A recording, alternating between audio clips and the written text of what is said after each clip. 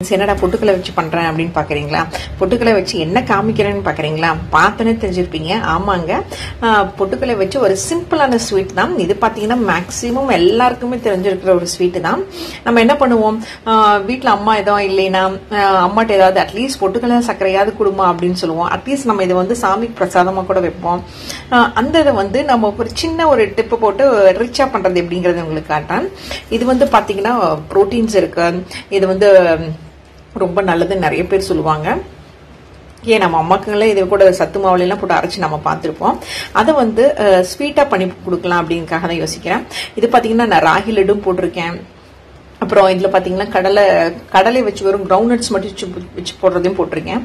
ஆனா பொட்டுக்கடலை வச்சு எப்படி பண்றதுன்னு சொல்றேன். இப்ப பாத்தீங்கன்னா 1 கப் பொட்டுக்கடலைக்கு அதே அளவுக்கு இப்போ 1 கப் பொட்டுக்கடலை எடுத்திருந்தேன்னா அதே 1 கப் அளவுக்கு சுகரையும் நான் பொடி பண்ணி போட்டுக்க போறேன். இப்போ இதை வறுத்தும் போடலாம். இப்போ ஆனா பசங்களுக்கு டக்குன்னு பண்றதுனால இது வந்து அப்படியே நான் அரைக்கிறேன். ஸோ இந்த 1 கப் அளவுக்கு நான் பொட்டுக்கடலை எடுத்தேன்னா இதே 1 கப் அளவுக்கு சுகரையும் பொடி பண்ணிட்டு அப்புறம் ஆஸ் யூஷுவல் பாத்தீங்கன்னா நெய்யில முந்திரி பருப்பு போட்டு வரைகிறதான் வறுத்து போடுறதுதான். ரொம்ப சிம்பிளுங்க. யாரா இருந்தாலும் டக்குன்னு பண்ணிடலாம். ஏன் நம்ம குட்டிஸை கூட இது ஈஸியா பண்ணிடலாம். இதை மட்டும் நம்ம பண்ணி கொடுத்தோம்னா பசங்களுக்கு ஒரு ரிச்சானதும் கூட. இதுல வந்து நம்ம இந்த சுகருக்கு பதிலா வந்து ஒயிட் சுகருக்கு பதிலா நம்ம வந்து ப்ரௌன் சுகர் கூட போட்டு பண்ணலாங்க. சோ இப்ப பாத்தீங்கன்னா நான் ஒயிட் சுகர் போட்டு தான் பண்றேன். இந்த 1 கப் அளவுக்கு எவ்வளவு நான் நெய் ஊத்துறேங்கிறதையும் உங்களுக்கு காட்டுறேன். பாருங்க, பொட்டுக்கடலை மாவை நல்லா நைஸா அரைச்சு வச்சுட்டேன். அதே 1 கப் அளவுக்கு வந்து நான் சுகரை ஆட் பண்ண போறேன். இது வந்து பாத்தீங்கன்னா சிம்பிள் அண்ட் ஈஸி ஸ்வீட்னு சொல்லலாம், குயிக் ஸ்வீட்னு சொல்லலாம். சோ இப்ப அது 1 கப் சர்க்கரையும் போட்டு நல்லா பொடி பண்ணி அரைச்சிட்டு உங்களுக்கு அதுக்கு மிக்ஸ் பண்ணிட்டு காட்டுறேன். இந்த அளவுக்கு சர்க்கரை எடுத்திருக்கேன். எப்படி இந்த சர்க்கரையை பொடி பண்ணா 1 கப்புங்கிறது 1.25 கப்பாவே சுகர் வரும். சோ கரெக்டா இருக்கும். ஸ்வீட் வந்து கம்மியா இருக்கிறவங்களுக்கு இது கரெக்டா இருக்கும். இன்னும் கொஞ்சம் அதிகமா வேணும்னா இது ஃபுல்லா எடுத்துக்கோங்க. இந்த கப்பு ஃபுல்லா எடுத்துக்கோங்க. அப்ப கரெக்டாவே இருக்கும். சோ இப்போ இதை இந்த கப்பு கம்மியா தான் எடுத்திருக்கேன். சோ இதை பொடி பண்ணி என்ன போடுறேங்கிறதையும் காட்டுறேன். உங்களுக்கு எப்படி மிக்ஸ் பண்றேங்கிறதையும் காட்டுறேன். அந்த மாதிரியே பாருங்களேன், 1 கப்புக்கு மேலேயே வந்திருக்கு. இப்ப பாருங்க இன்னுமே இருக்கு. கிட்டத்தட்ட 1.25 இது வருது இது. சோ இதையும் போட்டு மிக்ஸ் பண்ணிக்கிறேன். சோ இப்போ இது எல்லாமே போட்டு இதுல மிக்ஸ் பண்ணிட்டு இந்த நேரத்துல பாத்தீங்கன்னா கொஞ்சமா வந்து பாத்தீங்கன்னா பிஞ்ச் ஆஃப் சால்ட் ஆட் பண்றேன். இந்த சால்ட் வந்து பாத்தீங்கன்னா இந்த ஸ்வீட்டை வந்து கொஞ்சம் ரிச்சா தூக்கி கொடுக்கும். So pinch of salt add பண்ணிட்டு சோ இப்ப நெய்யை ஊத்தி முந்திரி பருப்பை வதக்கிறது தான். அதை உங்களுக்கு காட்டுறேன். இது எல்லாத்தையும் போட்டு மிக்ஸ் பண்ணிட்டு சிம்பிள்ங்க, நெய்யை ஊத்தி முந்திரி பருப்பை வதக்கிட்டு இதுல அப்படியே போட்டு உருண்டை பண்ண வேண்டியதுதான். ஒரு 1/4 கப் அளவு தான் முந்திரி எடுத்திருக்கேன். சோ இந்த அளவுக்கு நான் முந்திரி எடுத்திருக்கேன். அது 1 கப் மெஷர்மெண்ட் அளவுக்கு. எவ்வளவு நெய் ஊத்தி வதக்குறதுங்கிறதையும் காட்டுறேன்.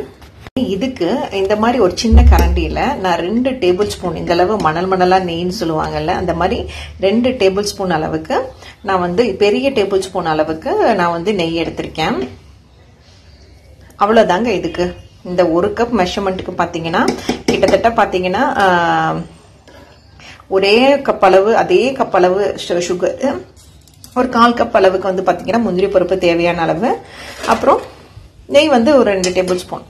சோ இதுக்கு வந்து பாத்தீங்கன்னா வேணும்னா உங்களுக்கு நல்லா ரிச்சா வேணும்னா இன்னும் கொஞ்சம் எக்ஸ்ட்ரா ஊத்தி கூட நீங்க வந்து நெய் ஊத்தி போட்டுக்கலாம். இது பத்தலின்னு நினைச்சீங்கன்னா இன்னும் கொஞ்சம் நெய்யை சூடு பண்ணி, நெய் வந்து கெட்டியா இருந்துச்சுன்னா சூடு பண்ணி நல்லா மெல்ட் பண்ணிட்டு அதுல போட்டுக்க வேண்டியதாங்க. போட்டுட்டு உருண்டை பண்ண வேண்டியதான். ரொம்ப சிம்பிளுங்க.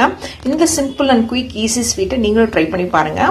இப்போ இதை நான் உருண்டை பண்ணி பிடிச்சி எவ்வளவு வருதுங்கிறதையும் உங்களுக்கு காட்டுறேன். இப்போ அது ஆல்மோஸ்ட் வந்து இது வந்து ரெடி ஆயிடுச்சு. இதை ஆஸ் யூஷுவல் கொஞ்சம் ரெட்டிஷ் ஆனோன்னு எடுத்து அதுல போட வேண்டியதுதான். அதையும் காட்டுறேன் உங்களுக்கு ஸ்டெப் பை ஸ்டெப்பா. பாருங்க, நல்லா செவந்துருச்சு இந்த முந்திரி பருப்பு. இதுல பார்க்கும்போதே உங்களுக்கு தெரியும், வீடியோல பார்க்கும்போதே நல்லா செவந்துருச்சு. சோ இந்த நேரத்துல இப்ப இங்க எடுத்து வச்சிருக்கோம் பாத்தீங்களா, இதுல எடுத்து அப்படியே போட்டுட்டு இப்போ உருண்டை பண்ண வேண்டியதுதான்.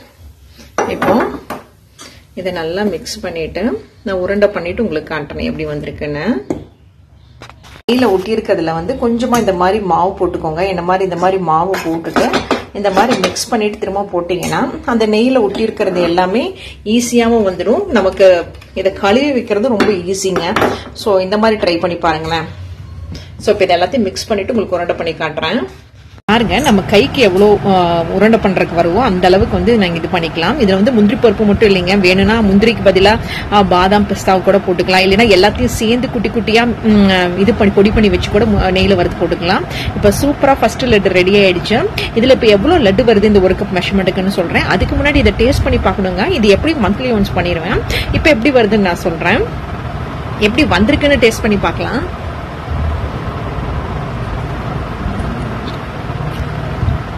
வாவ், செம ரிச்சியா எம்மியா இருக்குங்க. நீங்களும் கண்டிப்பா இந்த மெஷர்மெண்ட் ட்ரை பண்ணி பாருங்க. மேபி சாப்பிட்டுட்டு பேசுறதுனால உங்களுக்கு வாய்ஸ்லயே தெரியும் எப்படி இருக்குன்னு. என்ஜாய் பண்ணி சாப்பிட்டுட்டு இருக்கேங்க. இந்த எக்ஸாக்ட் இப்போ எவ்வளவு வருதுங்கிறது நான் உங்களுக்கு உருண்டை பண்ணி பிடிச்சிட்டு நான் காமிக்கிறேன். இப்போ நெக்ஸ்ட் இந்த கப்பு மெஷர்மெண்ட் எவ்வளவு வருதுன்னு சொல்றேன் கரெக்டா. கிட்டத்தட்ட 26 லட்டு வந்துச்சு. அதுல 2 லட்டு டேஸ்ட்டுக்குள்ள போயிடுச்சு. சோ செம்மையா இருந்துச்சு இந்த கப் மெஷர்மெண்ட்டுக்கு இந்த லட்டு. நீங்களும் ட்ரை பண்ணி பாருங்க இதை. தேங்க்யூ.